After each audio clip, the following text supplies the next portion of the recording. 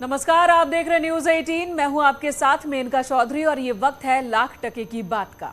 मैं हूं अनुपम और सबसे पहले बात करते हैं बड़ी खबर की। कल उपचुनाव में नतीजों के बाद बहस चल निकली है कि मुस्लिमों का रहनुमा कौन है, सियासी बिसात मुस्लिमों की पसंद कौन है। क्या उत्तर प्रदेश में समाजवादी पार्टी से मुस्लिमों का मोहभंग हो रहा है? बिल्कुल, और ये सवाल उत्तर प्रदेश की 2 लोकसभा सीटों पर हुए उपचुनाव के नतीजों के बाद से उठ खड़े हुए हैं। आरोप भी यही लग रहा है कि आजमगढ़ सीट पर बीएसपी ने समाजवादी पार्टी का खेल बिगाड़ा है। इन सवालों के उठने के पीछे की एक और वजह भी सामने आई है कि रामपुर और आजमगढ़ सीट पर मुस्लिम समाज की आबादी क्योंकि खासी ज्यादा है, बावजूद इसके समाजवादी पार्टी को हार का सामना करना पड़ा है। तो आजमगढ़ की अगर बात कर ली जाए, आजमगढ़ में मुस्लिम 23% हैं, जबकि यादव वोटर्स की संख्या यहां पर 27% है।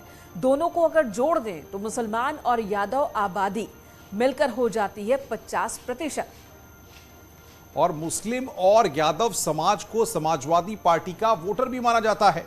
वहीं रामपुर में अकेले मुस्लिम आबादी 50% है। अलबत्ता सवाल उठना लाजमी है कि बीजेपी को यहां जीत कैसे मिल गई, जबकि यहां पर मुस्लिम वोटर्स की संख्या निर्णायक है। तो बात हो रही है, सवाल उठ रहे हैं और इन सवालों के जवाब तलाशने होंगे समाजवादी पार्टी को भी। लगातार आरोप भी लगाया जा रहा है कि बीएसपी ने आजमगढ़ में समाजवादी पार्टी को नुकसान पहुंचाया है। समाजवादी पार्टी के प्रत्याशी धर्मेंद्र यादव के सामने बीएसपी के उम्मीदवार गुड्डू जमाली की मौजूदगी नुकसानदायक रही है। और इसे समझने के लिए आपको समझना होगा कि आजमगढ़ में तीनों पार्टियों के उम्मीदवारोर को कितने प्रतिशत वोट मिले हैं। आजमगढ़ की सीट पर बीजेपी के दिनेश लाल यादव निरहुआ को 3,12,768 वोट मिले, जो वोट प्रतिशत है 34.39% रहा है। वहीं समाजवादी पार्टी के धर्मेंद्र यादव को 3,04,089 वोट मिले। प्रतिशत के हिसाब से देखा जाए तो ये 33.44% रहा। वहीं बीएसपी की अगर बात कर लें तो गुड्डू जमाली को 2,66,210 वोट मिले हैं और बीएसपी का जो वोट प्रतिशत है वो 29.27% रहा है। दिनेश लाल यादव निरहुआ ने 8,679 वोटों से ही जीत दर्ज की है, यानी कि फासला बहुत ज्यादा नहीं था। और अब अगर इन आंकड़ों को आजमगढ़ सीट पर हुए पिछले लोकसभा के चुनाव की नजर से देखें तो साफ पता चलता है कि मुस्लिम वोट बैंक में सेंध लगी है। आजमगढ़ सीट पर बीएसपी के वोट प्रतिशत में बढ़ोतरी हुई है। जाहिर है मुस्लिम समाज का वोट भी बढ़ा है, क्योंकि साल 2014 में बीएसपी को 27% वोट मिले। 2019 में समाजवादी पार्टी के साथ गठबंधन था। उपचुनाव में बीएसपी को 29.27% वोट मिले हैं। साल 2014 में समाजवादी पार्टी को अगर हम देखें तो 35% वोट मिले थे, जबकि मुलायम सिंह यादव उस वक्त उम्मीदवार थे।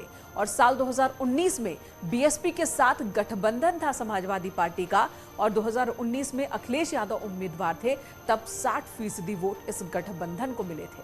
लेकिन उपचुनाव में 33.44% जो वोट मिले, मतलब ये है कि बीएसपी का वोट प्रतिशत 2.27% बढ़ा है, जबकि समाजवादी पार्टी का वोट प्रतिशत 1.56% घटा है।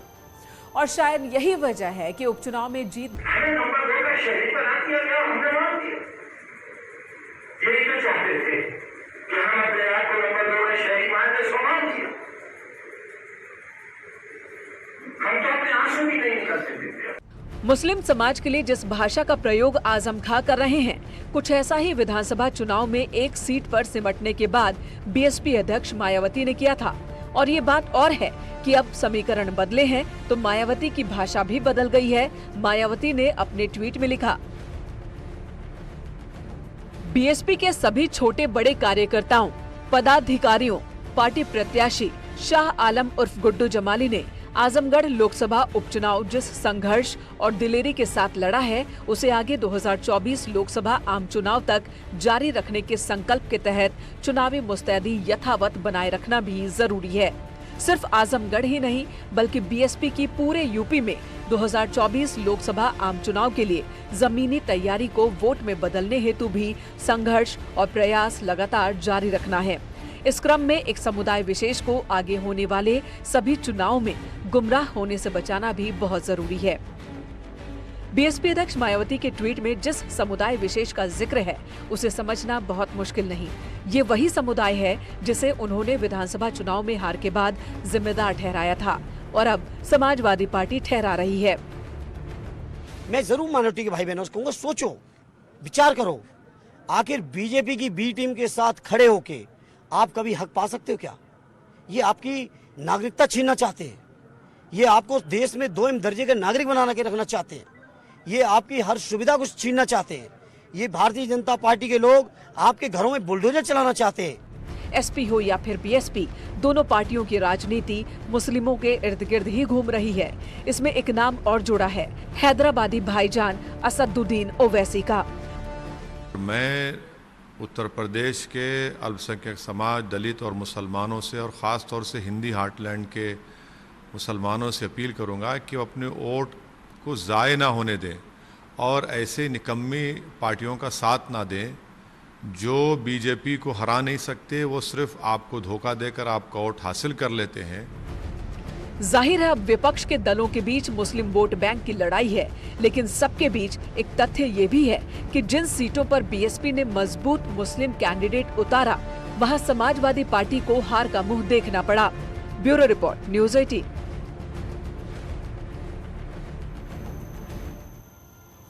समाजवादी पार्टी का सीधा आरोप है कि बीएसपी ने उसका खेल बिगाड़ा है।